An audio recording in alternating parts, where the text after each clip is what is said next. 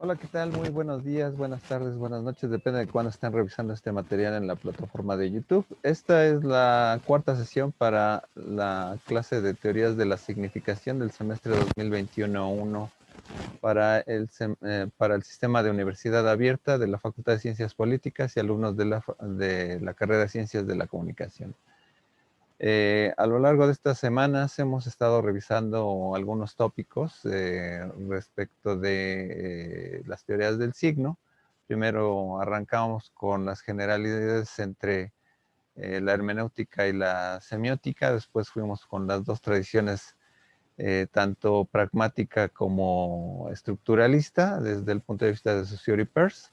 Posteriormente pasamos a la dimensión de la parte de Peirce, la clase anterior. Y en esta sesión, pues bueno, vamos a estar revisando ahora el camino estructuralista de James Loewe a Roland Barthes. De esta manera, pues bueno, hemos llegado a esta parte que vamos pisando a la parte de las teorías del signo en la visión del discurso. Y pues bueno, vamos a ir de lleno a la presentación del día de hoy.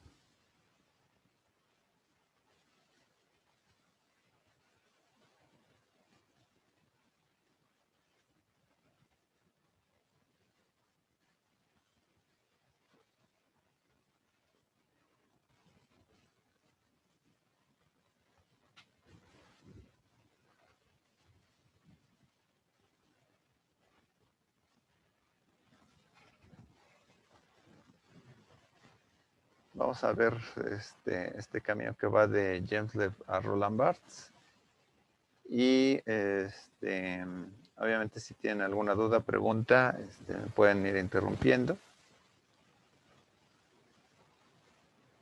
También mientras van llegando, les recuerdo que bueno, esta sesión está siendo videograbada. Si tienen algún problema de ceder su imagen y tienen algún problema con ello, simplemente apagar la cámara, pero eso no resta la obligación de participar. ¿Cuáles son los objetivos de esta sesión? Ubicar la importancia de James Loewe dentro de la discusión semiológica, ubicar la importancia de Roland Barthes dentro de la discusión semiológica también, conocer los conceptos más importantes de James Loewe de los pregolegómenos a una teoría del lenguaje, y ubicar los elementos más importantes en el análisis de semiológica. Ahí vamos a ver varios textos de James Loewe, los vamos a ver de resumidas cuentas. ¿Quién fue Louis Proust-James? Fue un filólogo, bueno, estudioso de lenguas de Praga, originario de Copenhague. En el 1928 comienza a escribir los principios de gramática general. En el 31 crea el Círculo de Lingüística de Copenhague con Lugard. En el 43 escribe los pregolegómenos, teoría del lenguaje, batallas lingüísticos, del lenguaje, entre diversos.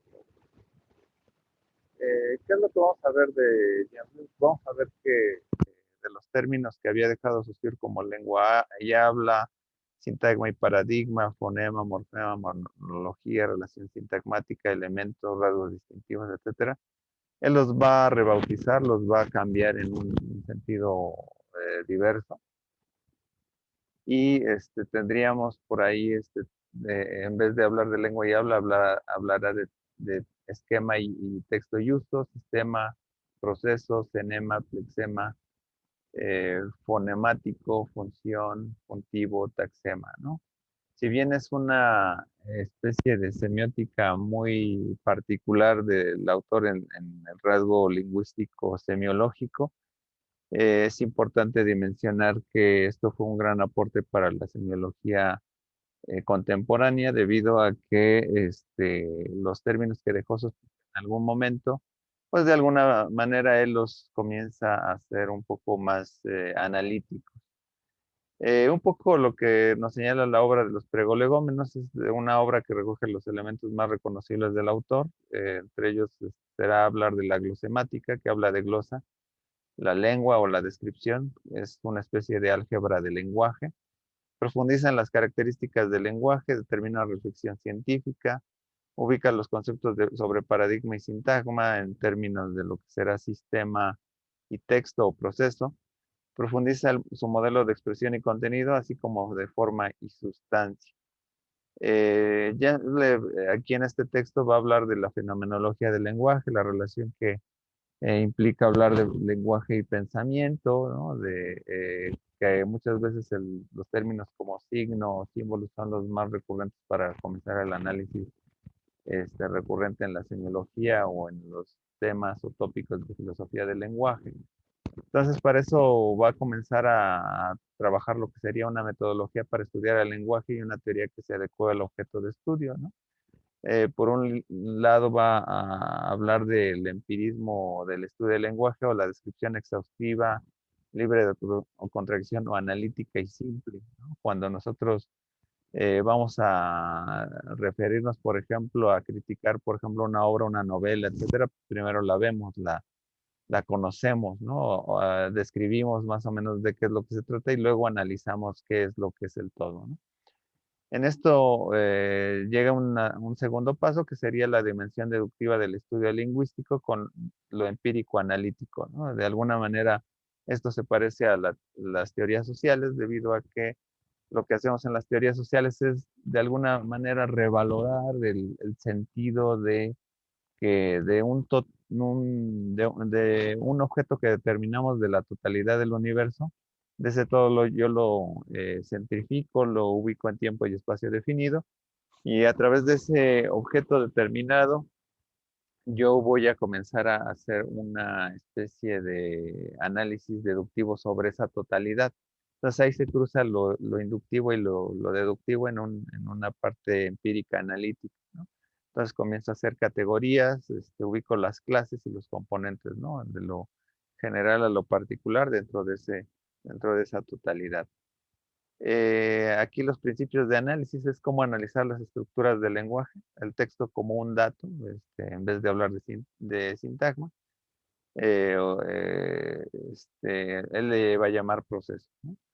Lo que estudia la lengua es su forma, no la sustancia, o sea, es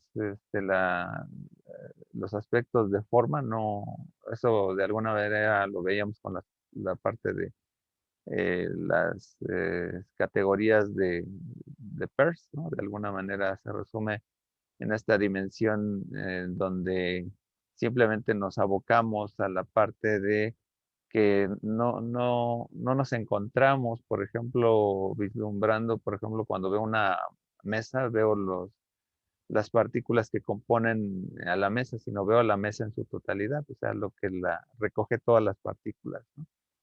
Entonces, lo que de alguna manera sucede con esto es que cuando estudiamos el lenguaje,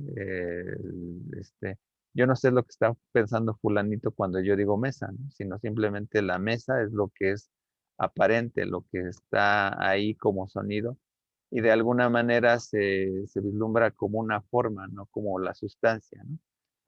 Incluso no es el sonido, sino o lo mental lo que estudiamos, sino la forma lingüísticamente del signo,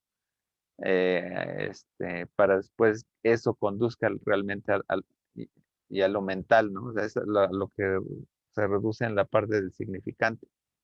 Y de esto se desprende toda la pregunta, es cómo se conectan las palabras. O sea, cuando yo formo una oración, de alguna manera lo que yo estoy tratando de vislumbrar es eh, de alguna manera, si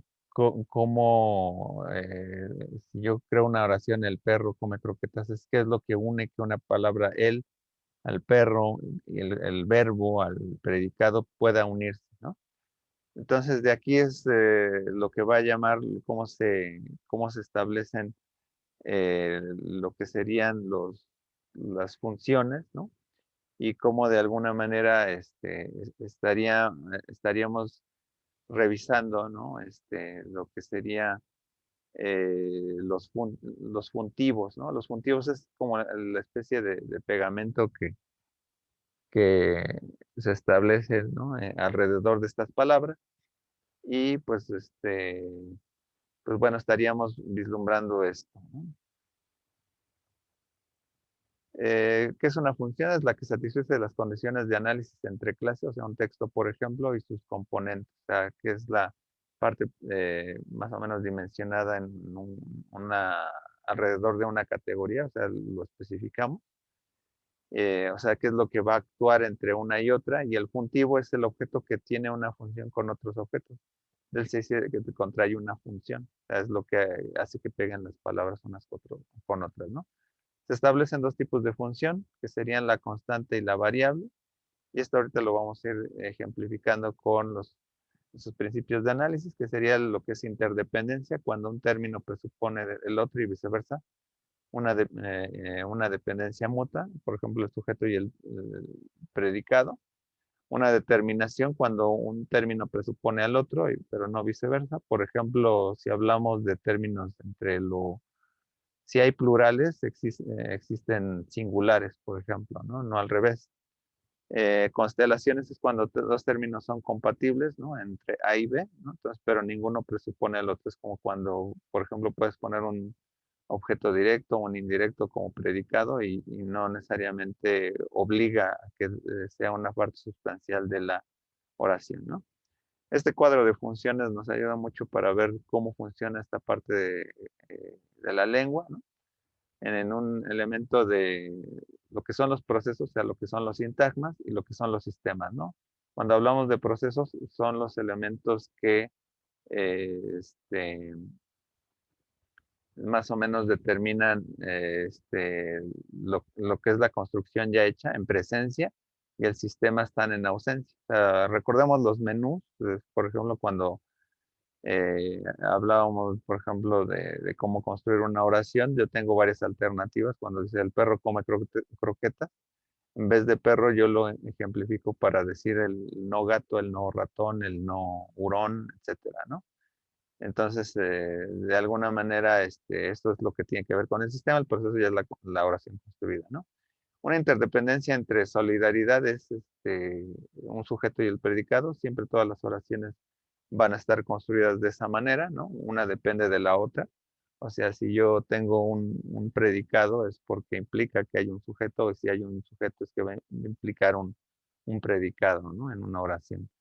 En complementariedad, por ejemplo, los antónimos, por ejemplo, el masculino obliga al femenino, ¿no? O el femenino obliga a que exista un masculino.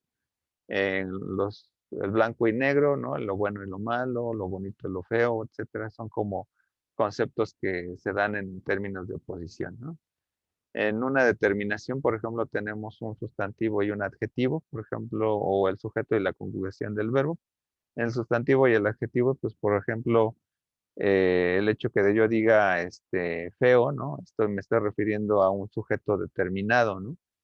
eh, Tiene que existir un sustantivo, ¿no? Y un adjetivo para que esto implique una relación mutua, ¿no? Bueno, uno determina al otro, ¿no? Por ejemplo, en el sujeto y la conjugación del verbo, cuando yo digo correrán, es porque me estoy refiriendo ahí hay un sujeto implícito no gramatical, pero sí cuando yo lo implico, ¿no? ¿A quién me estoy refiriendo, ¿no? Los alumnos, los humanos, etcétera, ¿no? Para que exista plural en la especificación, pues lo que decía, debe haber una cuestión ahí, con lo singular, ¿no? Eh, y una constelación, por ejemplo, en combinaciones de procesos, pues son los objetos, ¿no? Por ejemplo, puede ser directo, indirecto, circunstancial.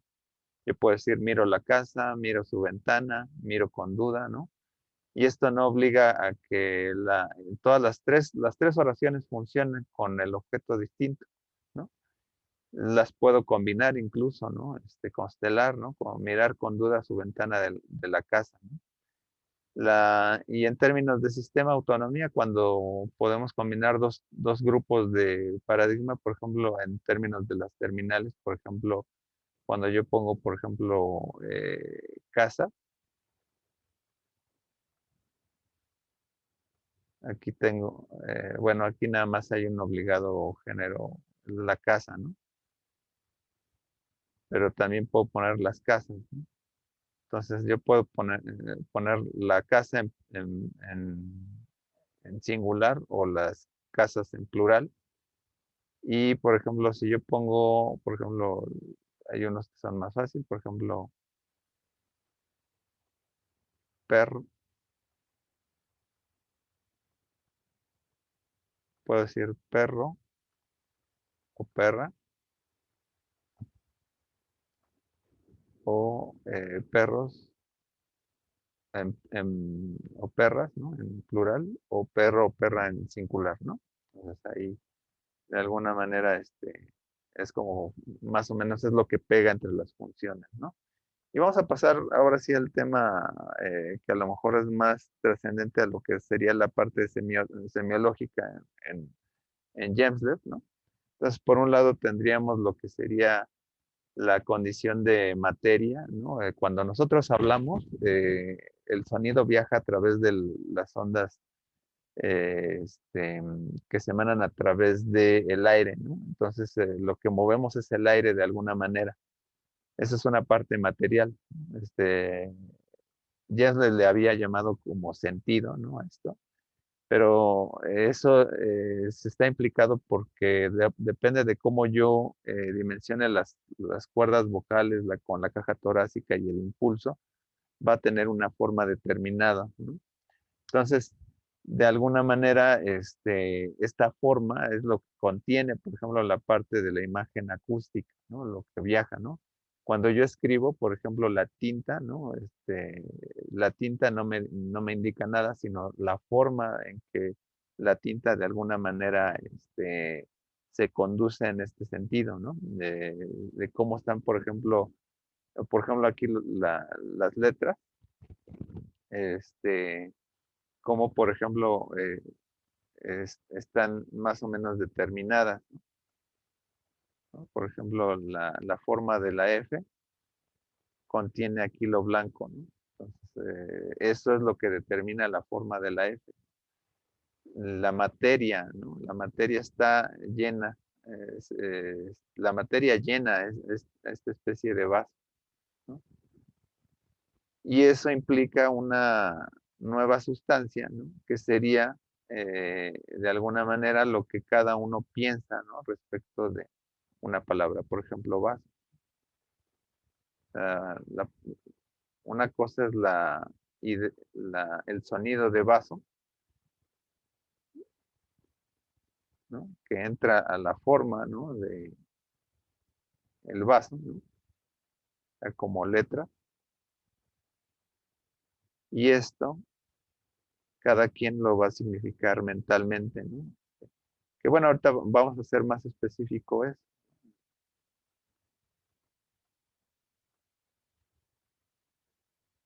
Por ejemplo, aquí la forma del vaso da sentido a la sustancia.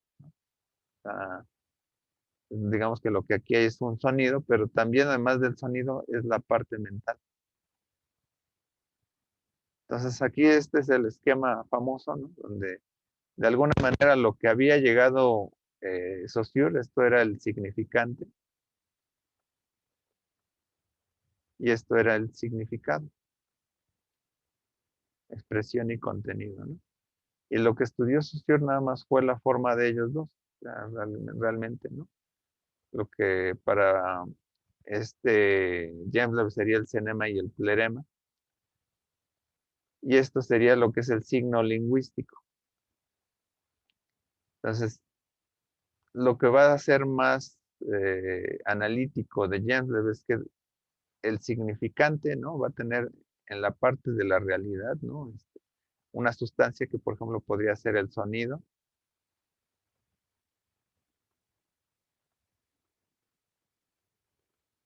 eh, no sé, por ejemplo, aquí en el monitor sería la luz, por ejemplo.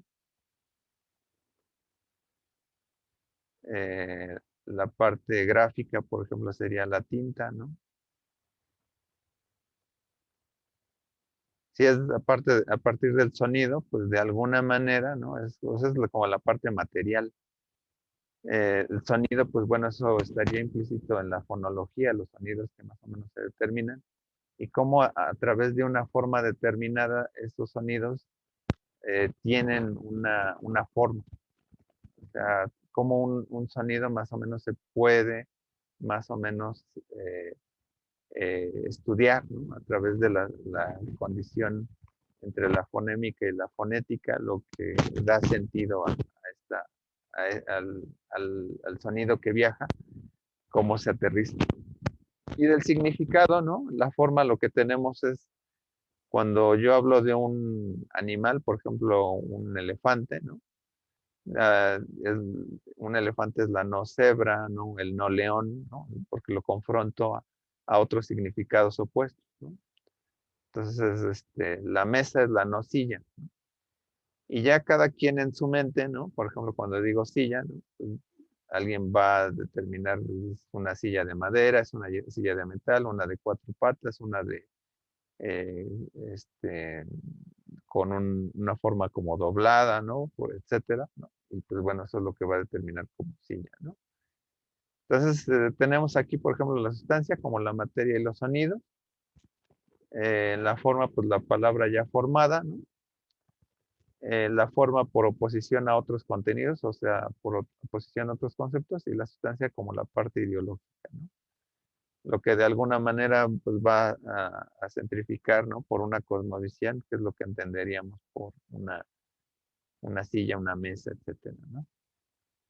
Entonces, cenemas y cleremas, por ejemplo, aquí en una forma de la expresión y una forma del contenido, por ejemplo, en la sistemática, por ejemplo, que estudia la botánica, ¿no? Tendríamos, por ejemplo, el tipo de hojas, ¿no? Por ejemplo, por la forma, o sea, a lo mejor son verdes, etcétera, por la sustancia material, ¿no? La sustancia del contenido, digo, la sustancia de la expresión, perdón, pues más o menos yo determino, ¿no? Por una eh, forma de la expresión que es elíptica o es reniforme, ¿no? En términos de la forma del contenido, yo lo que opongo es que una reniforme es una no elíptica, ¿no? Este, o, o no, o no ovalada, etcétera, ¿no? Y una elíptica es una no reniforme. De alguna manera, cada quien tendrá su concepto ya traído de la hoja, ¿no? Entonces, aquí va terminando en lo que sería la expresión y contenido James, lo que sería un reloj despertador, por ejemplo, tenemos como concepto, ¿no? Y cada quien pensaría, pues, más o menos lo que es un reloj despertador. Entonces, de alguna manera, pues, bueno, esto es una dimensión dicotómica, ¿no? Esto sería significado significante. Y simplemente lo que hacemos con un lenguaje muy básico es establecer esto, ¿no? Cómo determinamos una palabra con otra, ¿no? Eso sería denotar, como describir qué es lo que se está viendo, observando, leyendo, ¿no? Pero dice que si esa parte de expresión y contenido, ¿no? El reloj despertador lo subo a un segundo nivel, el primer nivel y el segundo nivel, ¿no?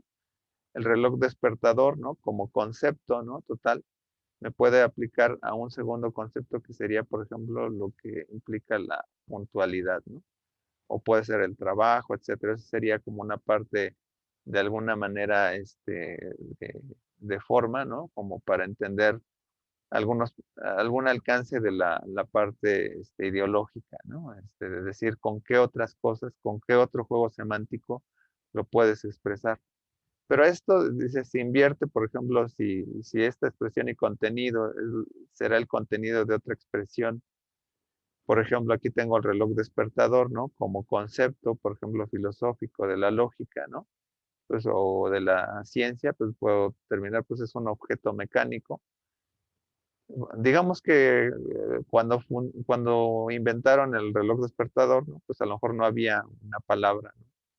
O sea, pues es un objeto mecánico que sirve para despertarnos, ¿no? Y eso a lo mejor estamos haciendo una descripción, una alta descripción en lo que es la metasemiótica, lo que implica es, por ejemplo, cuando estamos analizando cosas del lenguaje, es que de alguna manera estaríamos, de alguna manera, reduciendo la característica abstracta a un concepto concreto. Por ejemplo, cuando yo me refiero a la morfosintaxis, por ejemplo, el perro come croquetas, ¿no? Me estoy refiriendo a un sujeto, un verbo y un predicado, ¿no? Esa sería la creación de una expresión. El sujeto, verbo y predicado, pues son categorías exclusivas de la lingüística o de los signos, ¿no? En términos de crear un concepto que es llamado de una manera, ¿no? Y lo renombras por una categoría particular, ¿no? Entonces, aquí en el contenido, pues sería, por ejemplo, lo que significa sujeto, verbo y predicado, pero es derivado de un ejemplo particular, ¿no? Por ejemplo, pues podría, por ejemplo, el enunciado acá, el gato come croquetas, el perro come croquetas, ¿no? Eso es un enunciado, ¿no? Y aquí yo pondría sujeto y verbo y predicado, ¿no? Sujeto y verbo y predicado, ¿no? Aquí sería la oración.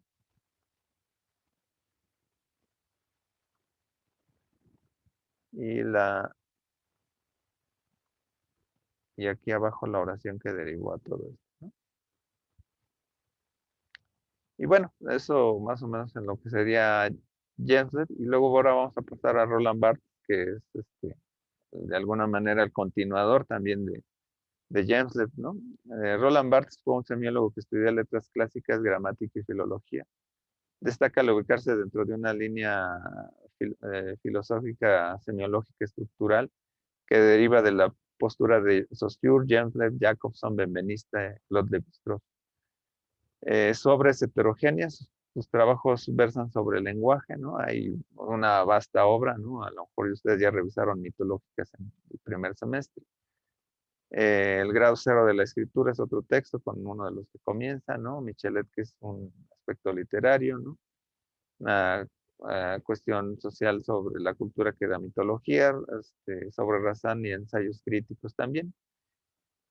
Digo, él perteneció al Centro Nacional de Investigación Científica y establece la reflexión sobre el signo, elementos de semiología, introducción al análisis estructural, etcétera, ¿no? Es una vasta obra, ¿no? Su repentina muerte en 1980 dejó muchos textos sin publicar que salieron de manera póstuma durante 3 décadas después. De ahí destacan El grano de la voz, que fueron entrevistas del obvio y el obtuso, ¿no? El 82, donde todas se revisan la implicación retórica, poética, estética, y la aventura semiológica que compila los elementos de semiología, la retórica antigua y introducción a elementos sobre el relato, ¿no? Que textos que ya había publicado, pero le añada por ahí una introducción que sería la aventura semiológica, ¿no? Para Roland Barthes, bueno, vamos a ir vislumbrando, ¿no? Que determina, ¿no? Lo que sería la semiología como una aventura en que no hay una manera en donde se parte, donde se comienza la semiología, ¿no? Como para estudiarla, pues él hablaba de una aventura en donde él comenzó primero a hablar del lenguaje, luego de los textos, etcétera, ¿no? Y entonces para algunos de nosotros, pues una aventura podría hablar, por ejemplo, de la comunicación. En mi caso, por ejemplo, mi aventura semiológica fue ir de la comunicación, luego la antropología, ¿no? Y ahorita ando en cuestiones más biológicas, ¿no? Para mí eso es ir, ¿no? De ciertas áreas, ¿no? Entonces cada quien construye su aventura semiológica, ¿no? La semiología, para él, va a ser un acto de dividir, ¿no? Esta sería parte de la astrología o ciencia de las divisiones. Y Barthes reconoce el factor lingüístico para analizar objetos, ¿no? Que no son lingüísticos. Este enfoque sería translingüístico.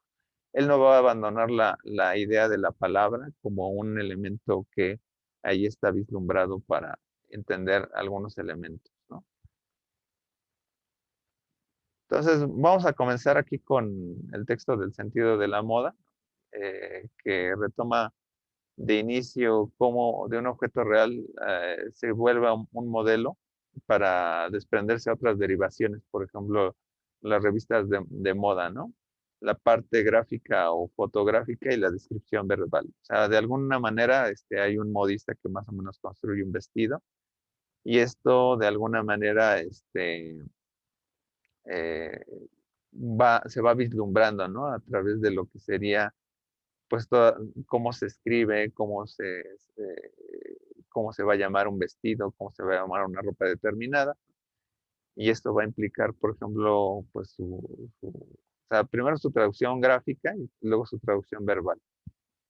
Y lo que nosotros tenemos, ¿no? Son tres estructuras equivalentes, pero no idénticas. O sea, sería el vestido real, una fotografía o gráfico, ¿no? O sea, la relación del vestido imagen a la representación, y un enunciado verbal, ¿no? Como lo que a veces va relacionada a la parte visual de un texto, ¿no? En la parte visual y su texto, ¿no? Entonces ahí estarían como relacionadas, ¿no?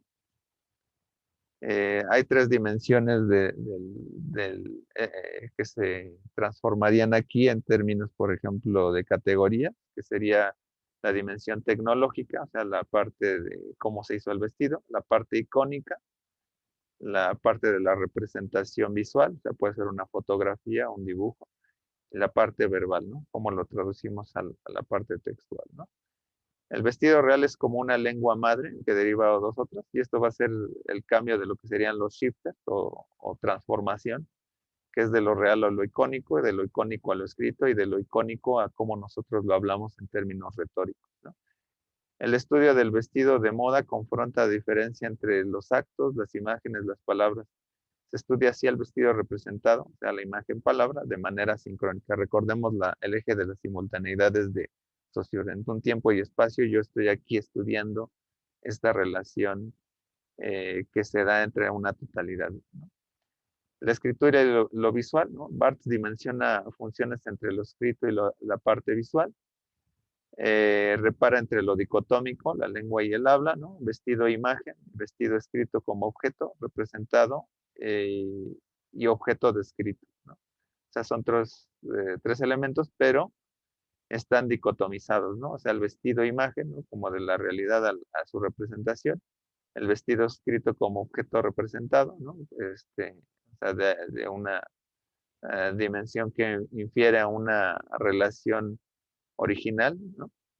O al objeto que se está refiriendo visualmente, ¿no? Y la parte escrita, ¿no? Hay una forma estructural de conocer el vestido, formas y la otra de aterrizarlo descriptivamente.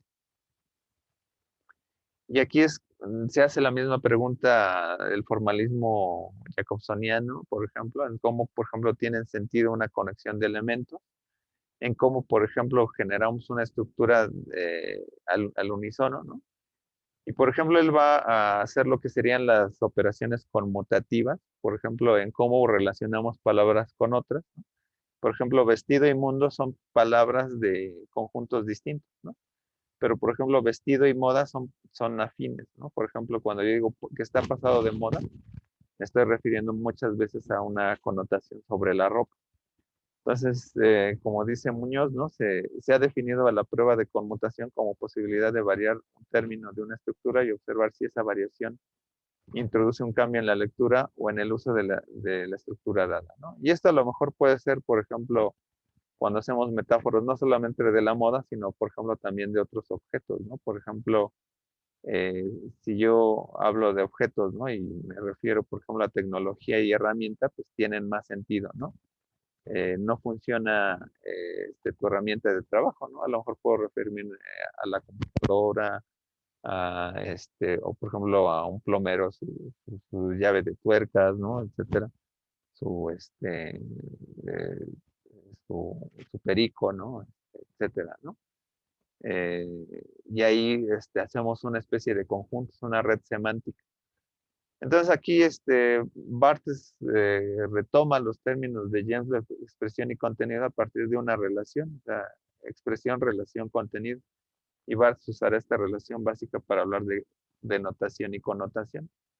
Entonces hay dos sistemas de significación, ya más o menos los habíamos visto, pero ahorita vamos a verlo como implicado a la parte de la moda, ¿no? Por ejemplo, en un primer nivel, ¿no? Yo tendría en esta parte, ¿no? El pantalón de mezclilla azul implica un nivel literal o denotativo de un objeto de vestimenta, ¿no? Pero si lo establecemos en un segundo nivel, que sería el sistema de la moda, ¿no? Eh, Eso a lo mejor un pantalón de mezclilla puede servir una ropa para uso de trabajo, me estoy refiriendo a una ropa juvenil o ropa casual, ¿no? Y esta sería la connotación, como donde la expresión y el contenido lingüístico están vistos como una expresión del sistema del amor. Entonces, un nivel que es denotativo, ¿no? El nivel 1, ¿no? Y el nivel 2, que es el nivel connotativo, ¿no? Obviamente, pues también hace la reflexión metalingüística cuando esto que ya habíamos señalado con Jeffrey, cuando hay una expresión y contenido que, por ejemplo, ahí sería el objeto real, el vestido, ¿no? Cómo, por ejemplo, estaríamos determinándolo ahí en esta implicación y cómo eso lo transformamos en un sistema determinado, ¿no? Como de una moda, etcétera. En lo lingüístico, pues puede ser, por ejemplo, el significado significante, o por ejemplo, si hay objetos reales, ¿no? Por ejemplo, en biología encuentro, por ejemplo, un virus que no es un ser animal ni un ser vegetal, etcétera, pues lo ubico en un nuevo reino, ¿no? O trato de determinar cuál sería la característica, cómo llamarlo, ¿no? Es decir, el mundo de los virus. Así es lo mismo, los protistas, ¿no? El mundo de las bacterias, etcétera, ¿no? Y aquí entonces tiene varios niveles, ¿no? Por ejemplo, aquí una vestimenta, ¿no? La vestimenta real que estaría en un primer nivel, ¿no? Que sería aquí el primer nivel, ¿no? La vestimenta real, ¿no? Llega una codificación verbal, ¿no? Sería la proposición, por ejemplo, el pantalón de mezclilla, ¿no? Ya como concepto, ¿no? El código de vestido escrito, ¿no? En connotación de la moda, ¿no? Por ejemplo, pues esto sería, por ejemplo, el pantalón de trabajo, el pantalón juvenil, ¿no? Anda tiene moda juvenil o anda casual, por ejemplo, sería el tercer nivel. Y en un sistema retórico, ¿no? Puede ser la fraseología de la revista, ¿no? Vístete de manera casual, simplemente, ¿no? Y esa es una representación determinada del mundo. Entonces, ¿cómo hacemos más complejo esto? En el nivel de sistema de los juegos semánticos, ¿no? En un diagrama de Venn, cómo se va ampliando, ¿no? Profe, tengo una pregunta. Dime. Este, entonces, la, la- se podría decir que la denotación es como, o sea, equivale a la expresión y la connotación al contenido. Eh, Y además, entonces la connotación sería como una especie de semiosis. bueno, son dos puntos, ¿no? La, la, de- la denotación es una relación de expresión y contenido, y por ejemplo aquí tenemos el significado significante, por ejemplo en algún nivel, ¿no? Que es la parte en que yo voy a nombrar de alguna manera el objeto, ¿no? O qué es lo que representa, ¿no? De la realidad, ¿no? Entonces, sí hay una derivación de la expresión y contenido que genera la denotación. Ese es un nivel simple, por ejemplo, cómo nos comunicamos, ¿no? Es lo que llamaríamos en la filosofía un lenguaje objeto, ¿no? O sea, yo llamo de alguna manera, por ejemplo, la mesa, ¿no? Un celular, ¿no? Por ejemplo, aquí tengo un alambrito que eh, es con los que se amarran el pan, ¿no? Más o menos, ¿no? O los cables, ¿no? Eso alguien, pues bueno, esto se llama plastinudo, ¿no? Entonces, de alguna manera esto este, lo confronto a un sistema de nivel objeto, ¿no? Pero esto a lo mejor yo lo puedo connotar como una herramienta de trabajo, ¿no? Para amarrar mis cables, ¿no? Cada vez que comienzo mis sesiones, ¿no? Es parte de mi herramienta o mis utensilios, ¿no? Entonces, Ah, ok. Entonces es como si, o sea, son niveles, ¿no? Bueno, entonces, o sea, la denotación por sí sola ya contiene como, digamos, un significante y un significado. Y la exacto. connotación es como el segundo nivel. Sí, cuando digamos que la denotación va en orden horizontal, porque todas son denotaciones, ¿no? Pero cuando ya las relaciones entre varios sistemas de denotación, cuando unes estas partes, ¿no? Entonces sí ya hay es una derivación de sistema, que sería entonces la connotación. Eh, Ah, ok, ok. entonces, y mencionaste una palabra este, muy interesante, que es la de la semiosis, ¿no? Que veíamos, que de alguna manera, ¿no? En tiempo dimensionado, pues bueno, Roland Barthes no lo va a ver así porque, bueno, esto lo está viendo en un tiempo y espacio sincrónico definido, pero si esto de alguna manera, ¿no?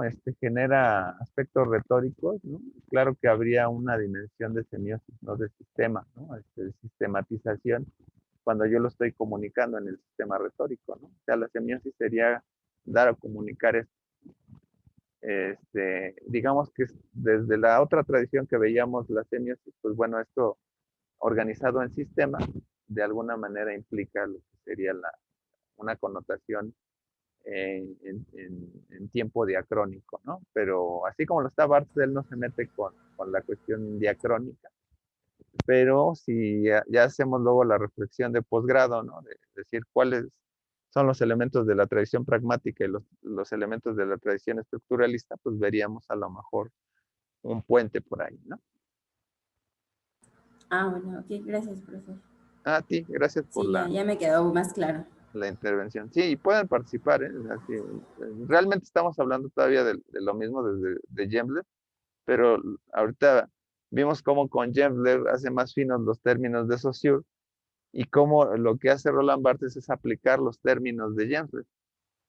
Entonces aquí bueno, vamos a aterrizarlo finalmente a lo que sería el código de vestimenta, ¿no? Que sería ya un modelo para analizar, ¿no? Que sería, Barthes aterriza la matriz significante lingüística con la que los enunciados de moda están escritos, ¿no? Y que de eso determina, por ejemplo, tres elementos, lo que sería el objeto, el soporte y la variante, ¿no?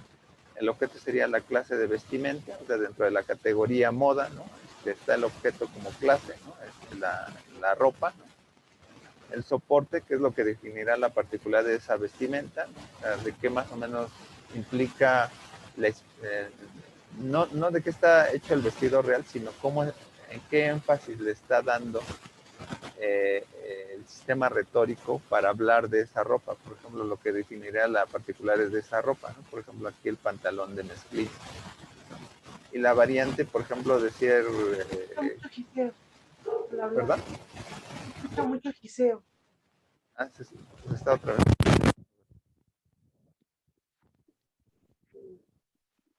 Bueno, voy a ver, a hablar así, a ver si se escucha menos.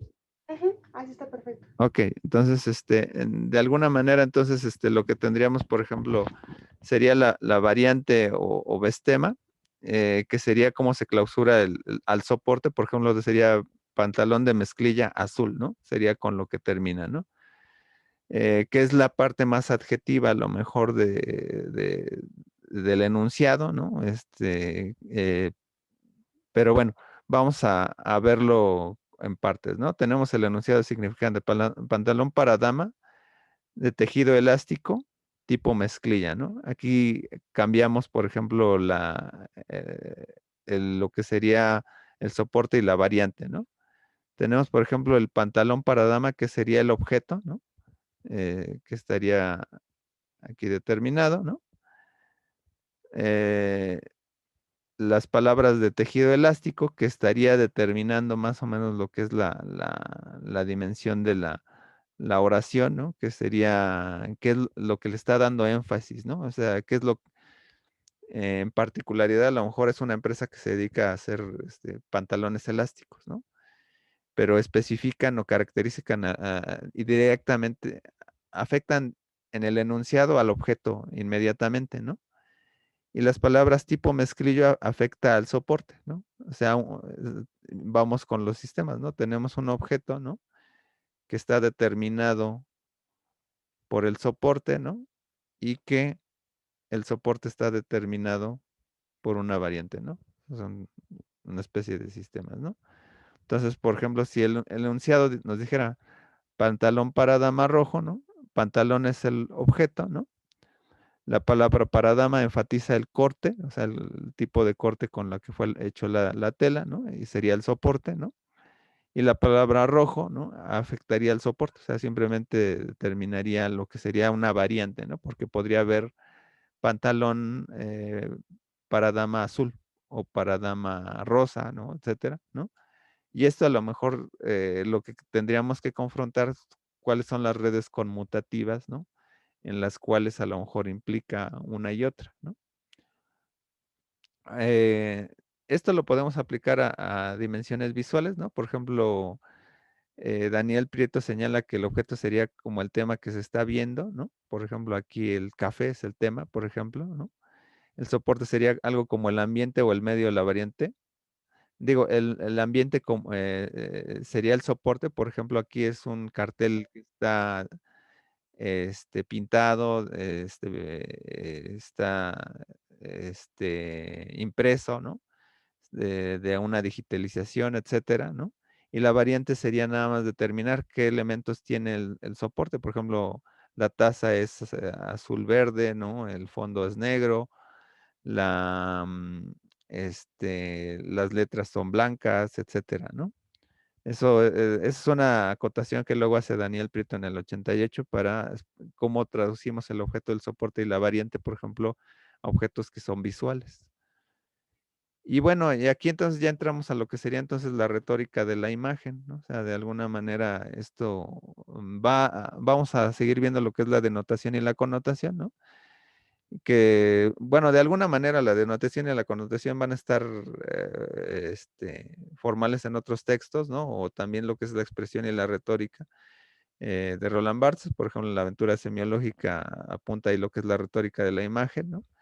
Pero en elementos de semiología, pues, por ejemplo, también va a ir enfatizando en estos puntos, ¿no? Digo, luego por ahí hay un texto de retórica, que es la retórica antigua, como es la dimensión histórica con la cual se identifica esto.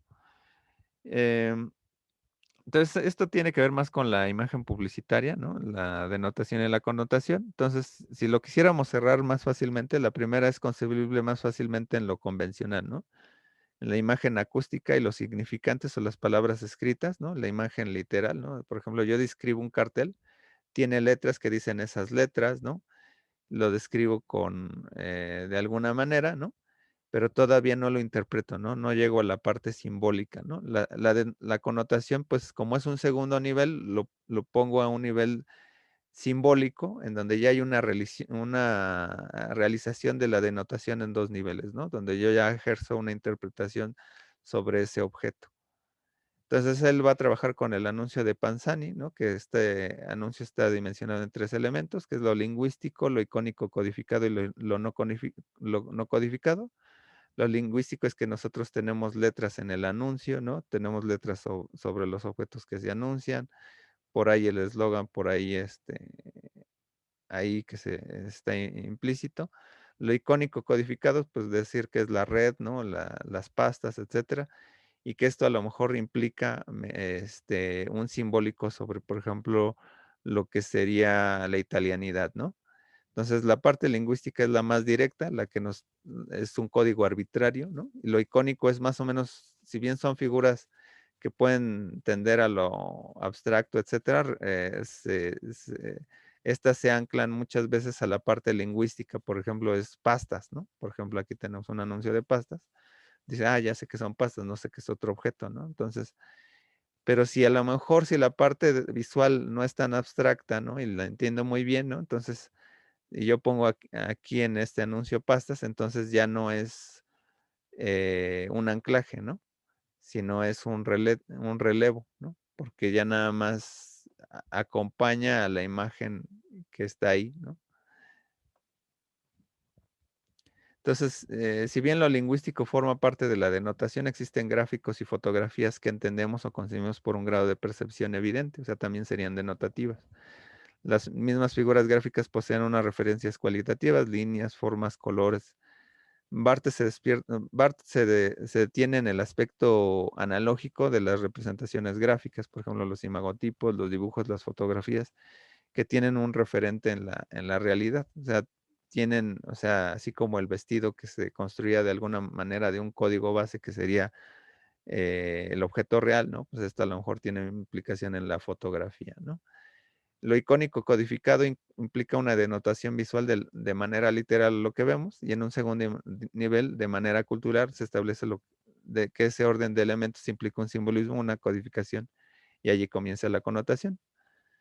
Entonces, en este caso, el mensaje lingüístico sería pat sauce parmesana a la italiana deluxe, pastas, salsas parmesano a la italiana de lujo, ¿no? Y las letras que están impresas en las pastas, ¿no? Pastas, Panzani, Partenay. El texto en general tiene una función de relevo, pues acompaña lo visual. El texto Panzani solamente sería el anclaje, pues somete al lector a ubicar la marca del producto. La denotación visual es que hay una diversidad de productos de pastas de Panzani con unos tomates, cebollas, un aje por ahí posiblemente, ¿no? Dentro de una red sobre un fondo rojo. Si se dan cuenta en una denotación, nada más estamos describiendo, ¿no? Lo connotativo sería la italianidad o lo mediterráneo y la frescura de los productos haciendo uso de las redes en el mar y la costa, ¿no? En esta parte, Barthes refiere mucho a las expresiones retóricas, los tropos o figuras como la metáfora y la metonimia, ¿no? Que implican un uso en un orden sentido o para una intención determinada, ¿no? Y bueno, Barthes le dedicó mucho también a la retórica en un texto que se llamaba la retórica antigua, ¿no? Ahí especificaba qué era lo que era la inventio, como la manera en que uno prepara un discurso, la dispositio como los órdenes del discurso, ¿no? Introducción, desarrollo, conclusión, ¿no? La elocutio como los elementos que van a dar forma a esa discusión, ¿no? Por ejemplo, los tropos, ¿no? Las metábolas, un parágoge, una metonimia, una metáfora, una comparación, una sinécdoque, una elocutio, etcétera. Esas son partes de la elocutio, ¿no? Y es un tema que acompaña a lo largo de sus discusiones sobre los textos o lo visual, ¿no? Entonces, para comprender mejor las propuestas visuales hay que pensar en los tropos traducidos a lo visual. Entonces, estos, si los traducimos con lo que veíamos con expresión, contenido o dimensionado a la parte, por ejemplo, también a la parte de Morris, ahorita vamos a ver, por ejemplo, lo que implica aquí los metaplasmos. Bueno, estos son metábolas, ¿no? Hay metaplasmos, hay metataxas, hay metasememas y hay metalogismos, ¿no? Hay figuras o tropos que están ubicados, por ejemplo, aquí que apelan más a los elementos de la expresión, ¿no? Los primeros apuntan a lo que sería la materia, ¿no? A la forma cómo suenan las palabras. La metataxa en cómo están ordenados esos elementos, a las letras o las palabras, cómo están, ¿no? Y estas implican el contenido, ¿no? Por ejemplo, metasememas que implican, por ejemplo, comparaciones muchas veces con otros elementos, ¿no? Que apelan al significado, ¿no? Los metalogismos que entrarían a la parte de la coherencia, ¿no? Que sería, por ejemplo, la dimensión lógica, ¿no? Pero si lo vemos aquí, por ejemplo, el primer aspecto es fonológico, el segundo aspecto es sintáctico, el tercero es semántico y el último es pragmático. En lo que vimos, por ejemplo, en expresión y contenido, ¿no? La parte de expresión de la sintaxis, pues a lo mejor está más implicado a la forma. Y los metasememas están a la forma, ¿no? Ahorita no me voy a detener mucho en dar toda una explicación de todos ellos, pero pues sí voy a dar un ejemplo. Por ejemplo, un ejemplo de metaplasmo, por ejemplo, es una síncopa. Por ejemplo, natividad, se le quita la parte interna, ¿no? Es un elemento de sustracción. En vez de decir natividad, digo Navidad, ¿no? Ahí se quita esa parte, ¿no?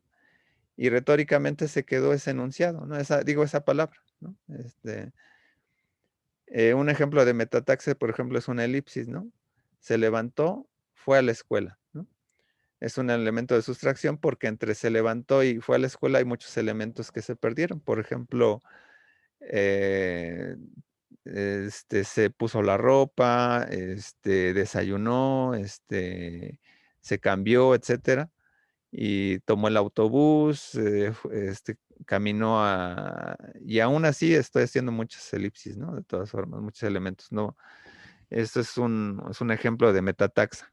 Un ejemplo de metasemema es una sinécdoca. Por ejemplo, fue a pedir su mano, ¿no? Es un elemento de sustitución. Por ejemplo, en vez de decir fue a pedirle que se casara con ella, pues fue a pedir su mano. No es que se vaya a quedar con su mano, ¿no? Sino que la mano determina a toda la persona, ¿no?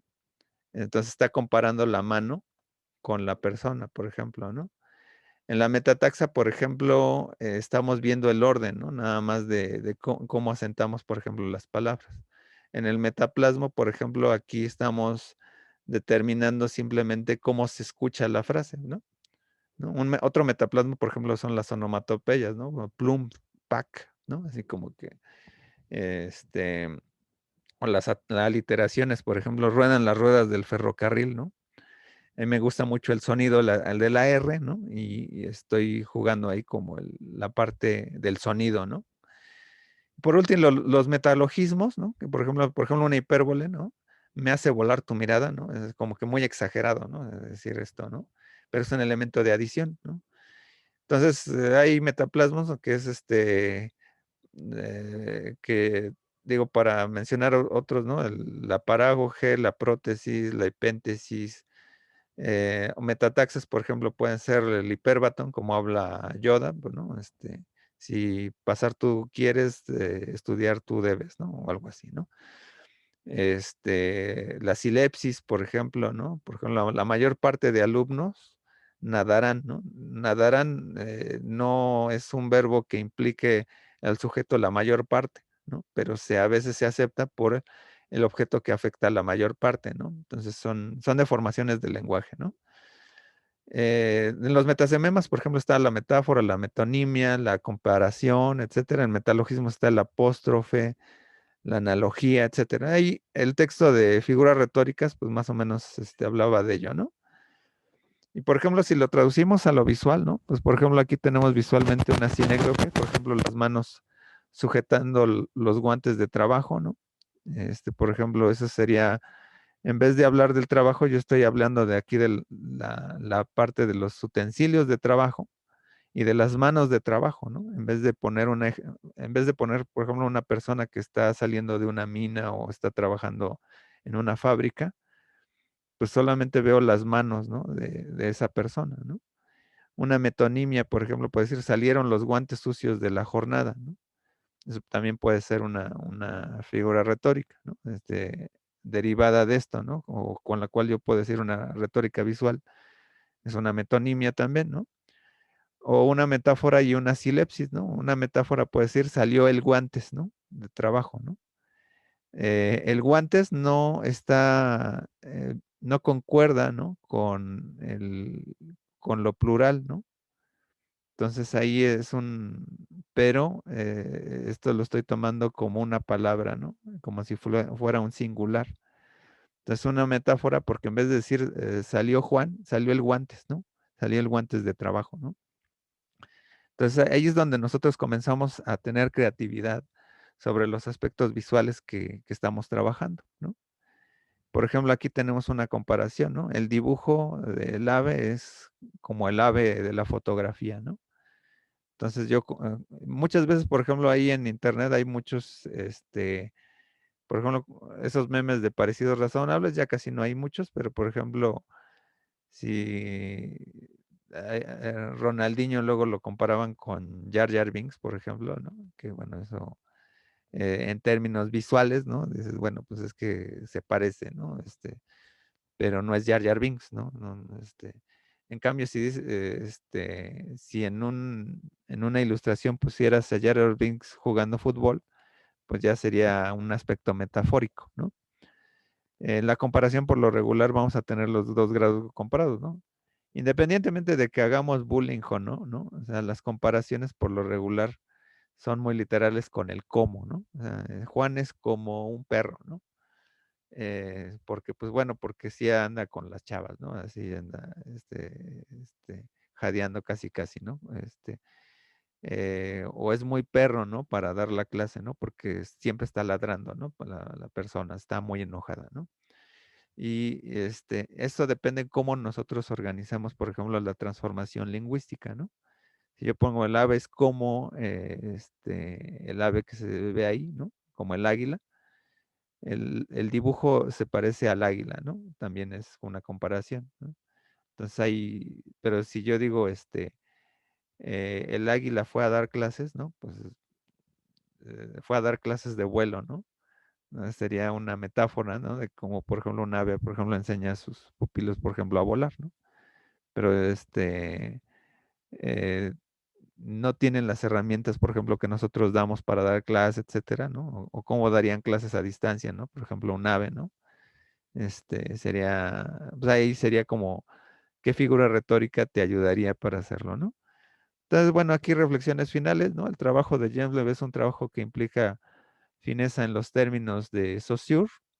Muchos de los términos son reconstruidos, quizá muchos de sus términos son rebuscados y forman parte de una semiología particular.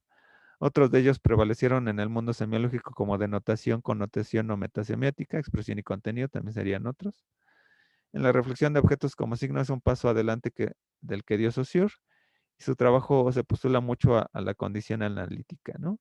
Barthes recupera los términos de varios autores de estructuralistas o formalistas para desarrollar el proyecto de la semiología, para ver cómo se configuran los mensajes. Ubica mucho el trabajo analítico de los signos a partir del lenguaje verbal, o sea, una translingüística. Hay que revisar el detalle, el uso que deriva de la expresión y el contenido de James Loewe a la postura de denotación y connotación. El estudio de la retórica establece una necesidad en la reflexión de la significación. O sea, ahorita vimos varios ejemplos y pues bueno, de alguna manera pues ya estaríamos aquí cerrando esta sesión, ¿no? Aquí hay algunos textos, ¿no? De Lo obvio, lo obtuso de Barthes, el sistema de la moda, el mensaje fotográfico, Margot Bigot, ¿no? Una reelaboración del signo lingüístico en apuntes de lingüística antropológica, los pregolegómenos de James Loewe, ¿no? Bueno, aquí hay un texto, ¿no? Sobre Roland Barthes de Blanca Muñoz, ¿no? El texto de Daniel Prieto de Elementos para el análisis de mensajes. Si quieren revisar dónde está ese anuncio de Panzani, está en esta página. Y pues bueno, algunas de las ilustraciones que usé ahí de los mensajes lo agarré de una revista antigua, ¿no? De los 70 rusa, ¿no? Que hablaba de moda. Entonces digo nada más para ilustrarlo visualmente, ¿no? Entonces, pues bueno, hasta aquí entonces, paso entonces ahora a la sección de preguntas y respuestas, comentarios. Entonces, soy todo oídos, ¿no? Para, escucharlos, ¿no? Entonces, Buenos días, muchas gracias, profe. Esta presentación me acaba de pues poner un poquito más claras las cosas. Creo que en la actividad número 3, en la de Peers, en los ejercicios, yo puse ejercicios sobre ejemplos dancísticos.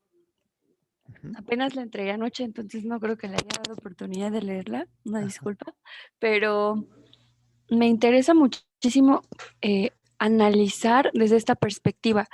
En la danza tradicional de México existen muchos elementos simbólicos y muchos signos también. Eh, Me costó un poquito tratar de delimitar hasta dónde se convertía en un signo o si era ya más bien un símbolo, pero creo que también podría ser un muy buen ejemplo.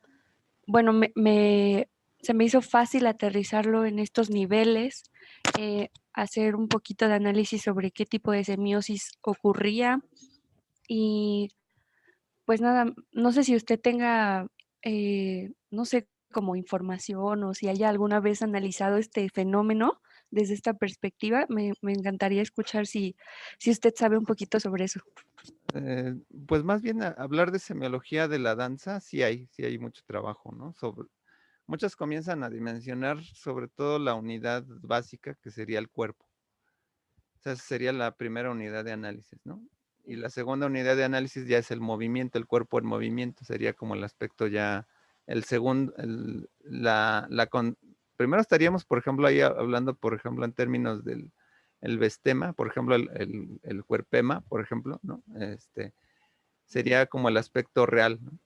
Y luego como el aspecto dancístico, por ejemplo, se puede escribir sobre él, por ejemplo, en la parte de las reglas, ¿no? Por ejemplo, si tú lo traduces verbalmente, en términos de cuál es un movimiento, una dimensión aplicada, por ejemplo, al estudio, yo trataría, por ejemplo, entonces de determinar cuál sería las técnicas, por ejemplo, un paso atrás, un paso adelante, etcétera. Eso ya lo puedo convertir en una denotación básica.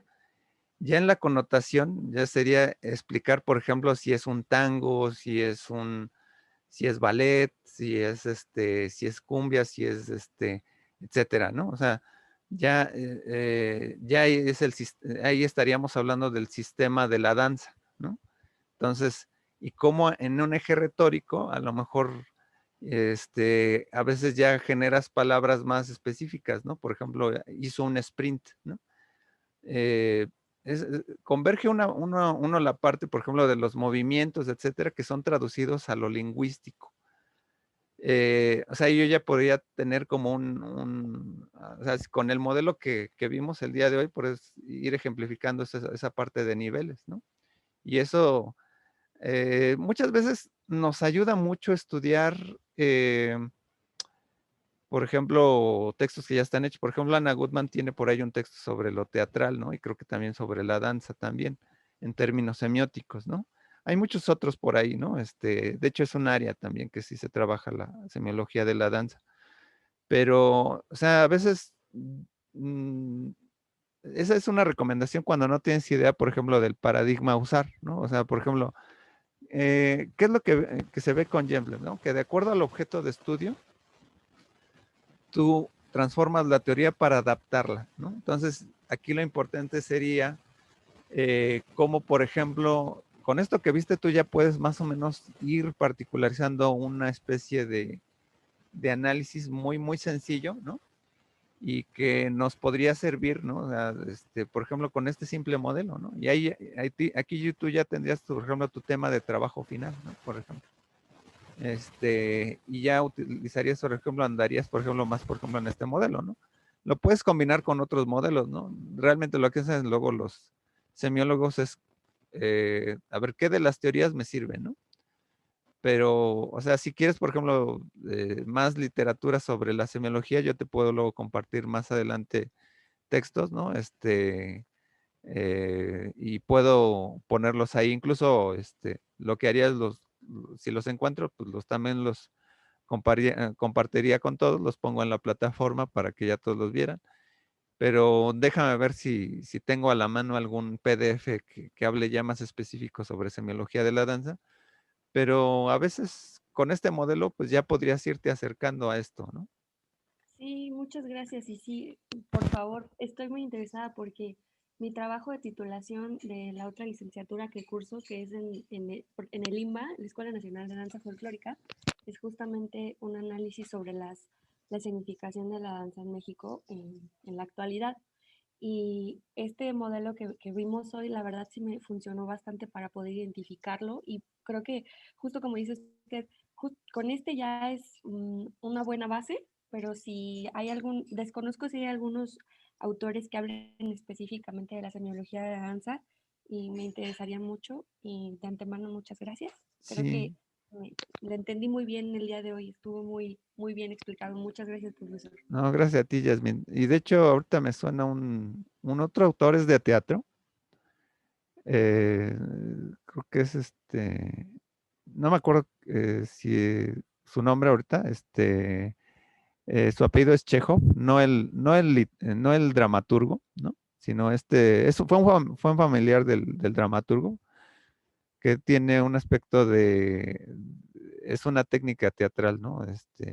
Que más o menos de acuerdo a las posturas, tiene una significación para el actor, ¿no? Por ejemplo, ¿no? O sea, El método, por ejemplo, Stanislavski recupera mucho la memoria psicológica, ¿no?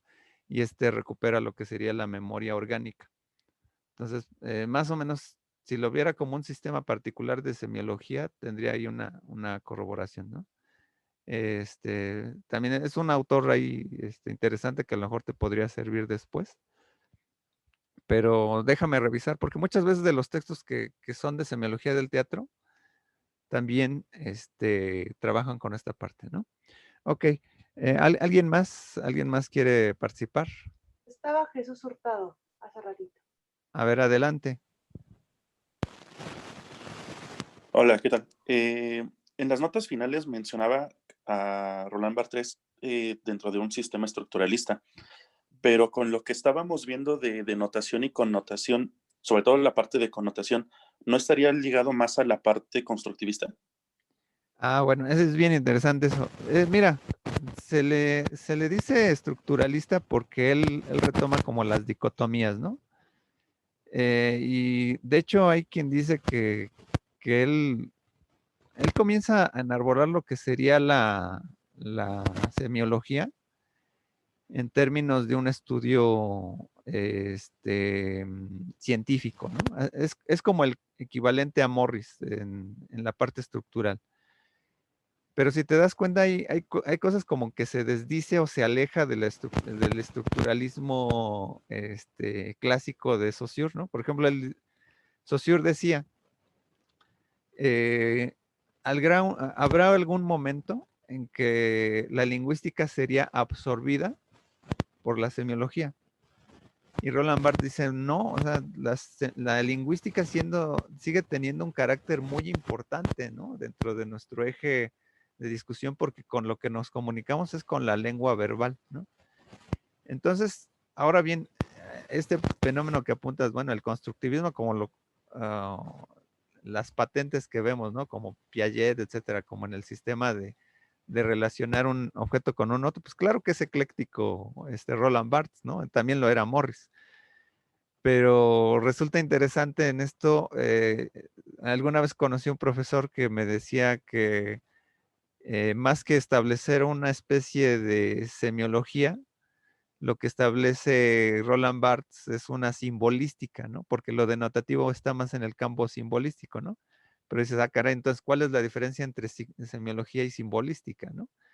Qué bueno que de alguna manera, ahí hablamos ya de posturas teóricas, ¿no? De qué es el símbolo y qué es el signo, ¿no? El signo, como lo habíamos visto, pues es un carácter arbitrario que puede ser motivado o inmotivado, ¿no? El aspecto más determinado, ¿no? Por ejemplo, motivado es porque es una condición arbitraria en en lo inmotivado, es una condición arbitraria porque a lo mejor si yo veo la palabra noviembre, ¿no? Por ejemplo, no significa que la palabra noviembre me esté dando información sobre ello, ¿no? En cambio, si yo veo la figura de una silueta de un perro, ¿no? Yo sé que puedo entender la significación o la comprensión o la percepción de ese perro. Y aquí viene lo interesante, o sea, que cuando Roland Barthes se mete a lo inmotivado, a lo motivado, por ejemplo, la parte visual, es que eso está implicando que el significado, ¿no? Lo icónico codificado, ¿no? Repara muchas veces en cómo, por ejemplo, nosotros percibimos las cosas, ¿no? No se me había ocurrido ponerlo en esa línea, ¿no? De constructivismo, ¿no? Debido a que gana más la parte estructural, ¿no? La parte de los objetos. Pero obviamente sabemos que una parte del constructivismo apela a las estructuras. Por ejemplo, cuando un niño va más o menos conociendo cómo se acerca a un objeto, si son objetos de madera, si son objetos como formas de triángulos, cuadrados, círculos, respecto de las formas. Y pues bueno, ahí podríamos ver que esos ya son procesos diacrónicos, ¿no? Procesos de aprendizaje, ¿no? Etcétera, ¿no? Barthes no se mete tanto en eso, ¿no? Entonces, no se mete tanto a la discusión psicopedagógica, ¿no? Podemos utilizar, como a lo mejor hay algunos textos que sí mezclan más entre la psicología algunos aspectos, dimensiones estructurales. Por ejemplo, la lacaniana, pues sí es un aspecto muy específico del psicoanálisis estructuralista, ¿no? Pero aquí yo creo, o de acuerdo a lo que he leído de Barthes, que apunta más todavía a una línea clásica de estructuralismo, ¿no? Claro que no olvidemos que todas las teorías tienen líneas, ¿no? Y podemos encontrar como paralelismos, ¿no? Pero es interesante esta acotación que haces, Jesús. Ah, ok, perfecto. Muchas gracias. Ok. ¿Alguien más? ¿Alguien más? ¿Alguna duda, opinión? No sé si les quedó claro, no sé si haya sido interesante, ¿no? Sobre todo porque, bueno, Roland Barthes luego es uno de los autores más queridos luego por el estudiantado, ¿no? Digo, sus teorías tienen ciertos límites, ¿no? Y quedó como que se murió muy abruptamente en el 80, ¿no? Y dejó como que muchas cosas ahí que podrían haber sido interesantes, ¿no? Hay otro texto ahí interesante que se llama Fragmentos de un discurso amoroso, creo. Y que bueno, es mucho, ¿no? A lo mejor ustedes revisaron el texto de mitologías, que también habla de cosas muy vivenciales, ¿no? De cómo un filósofo vive, ¿no? Etcétera. Por ejemplo, de cómo hacemos mitos contemporáneos de las cosas, etcétera, ¿no? ¿Alguien más? Yo nada más comentar que a mí sí me ayudó, bueno, la parte en la lectura de retórica de lo visual de Marian Cao, no me quedó muy claro como de si podía, o bueno, haciendo la tarea del cartel, tuve problemas como para elegir entre una figura retórica y otra, pero ahora que ya con la presentación y todo, pues ya vi que sí pueden haber dos al mismo tiempo, o más incluso. Entonces ya ahora, porque yo como que estaba, o sea, quería ponerle nada más una, pero tenía como problemas en elegir cuál, pero ya me ayudó como a aclarar esa parte. Gracias. Gracias, Andrea. Gracias, Andrea. Pues fíjate que sí es un poco, cuando leemos los textos es un poco abstracto, ¿no? Porque bueno, el de Marian Cao sí está como muy críptico en términos de cómo va ejemplificando, pero la parte es que lo que vemos luego es la punta del iceberg cuando vemos la publicidad, pero ya cuando hacemos las relaciones, digo, a lo mejor después de esta clase a lo mejor van a decir, mira, ahí está usando una sinécdoque, de repente una metáfora, una metonimia. Bueno, eso casi es casi de facto, ¿no? Siempre, ¿no? Pero mira, eso yo lo vería como un hipérbaton, una hipérbole, una silepsis, un oxímoron, ¿no? Etcétera. Entonces es más, de alguna manera, bueno, ahí hay otra manera luego de organizar de acuerdo al modelo de Marian Cao, luego lo distribuye lo que son las figuras retóricas en relaciones y operaciones, que eso viene más bien del grupo Mu, que es un poco lo que tiene que ver identidad, similitud, etcétera, o por ejemplo otra organización que es sustracción, adición, sustitución. Quizá esos son términos que a lo mejor, pues ahorita a lo mejor no obligan tanto a lo mejor que se los memoricen o se los aprendan, eso es más con la práctica, pero eso es más bien como para hacer el análisis metasemiótico, ¿no? De cómo organizamos, ¿no? Tampoco van a llegar a una agencia de publicidad en donde dice, bueno, vas a llegar ahí con tu grupo de publicistas y decir, o sea, a mí se me ocurrió hacer una sinécdoque, ¿no? Pues no, bueno, no, o sea, un publicista no habla con estos términos, ¿no? O sea, va a decir, pues yo quiero que diga esto, ¿no? Pero para nosotros los comunicólogos, pues sí es como un lenguaje muy particular académico, ¿no? Y bueno, ya veré cómo quedaron los carteles. Hoy voy a abrir un foro para que los publiquen ahí en la plataforma y que vean todos cómo les fue con sus carteles.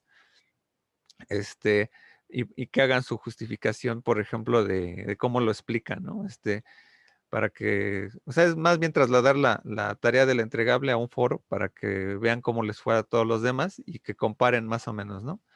Sé que muchas veces, como es la primera vez de algunos de un cartel, a veces nada más ejemplifican nada más la parte verbal, pero ahí cambia la figura retórica, ¿no? Por ejemplo, hago una literación, ¿no? De ruedan las ruedas del ferrocarril y pongo ahí un trenecito, ¿no? Pues sí es una literación porque sí es redundante, ¿no? Pero, por ejemplo, pongo una comparación, ¿no? Juan es como una mula, ¿no? Y ponen ahí una mula nada más, ¿no? O por ejemplo, o eres una mula, ¿no? O eres una luz, ¿no? Y ponen un foco, ¿no? Pues sí, pero todavía le falta más, ¿no? La construcción visual. Digo, ahorita es conocer un poco las figuras retóricas verbales y luego pues la traducción a lo visual es un poco más complejo, ¿no? O por ejemplo un hiperbatón, si quieres, la materia pasar, estudiar debes, ¿no? Y pues ponen ahí la materia, ¿no? Ponen un librito, ¿no? Dice, pues bueno, eso ya sería una literación, ¿no? Pero ya no, por ejemplo, una baraja, por ejemplo, un mapa al revés, por ejemplo, es un hiperbatón, ¿no? Por ejemplo, ¿no? Porque estamos acostumbrados a leer siempre un mapa, ¿no? Entonces, ese es un tema muy rico, ¿no? El de la retórica. Lamento que como estamos muy comprimidos de tiempo ahora en este semestre, ¿no? Para escasas 8 sesiones que vamos a tener, pues bueno, como ven, luego estoy así hablando como merolico, ¿no? Para darle rapidez a la fluidez de la clase, pero es porque estamos muy acotados de tiempo y para que tengamos esta discusión, ¿no? Que es la que estamos teniendo en este momento. Pero bueno, sé que ya creo que estamos sobre tiempo. Entonces, pues, muchas gracias, Andrea. Ok, entonces, pues, con esto yo cerraría entonces el día de hoy la sesión de la cuarta asesoría de teorías de la significación. Muchas gracias por su asistencia. Les deseo mucho éxito a todos y pues bueno, nos estamos viendo y hasta luego. Hasta luego, gracias, Gracias, profesor. profe. Gracias, hasta luego. Hasta luego. Pero